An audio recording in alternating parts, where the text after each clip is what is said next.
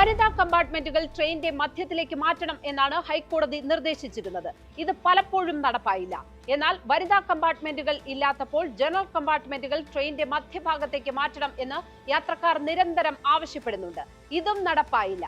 സ്റ്റേഷനുകളിൽ എത്തുമ്പോൾ ശ്രദ്ധ കിട്ടുന്നതിനും സുരക്ഷിതമായി ഇറങ്ങുന്നതിനും ഇത് അനിവാര്യമാണ്. സ്റ്റേഷനുകളിലെ ഇരുട്ടുമൂലകളിലാണ് പലപ്പോഴും അവസാനത്തെ കമ്പാർട്ട്മെന്റുകൾ നിർത്തുക.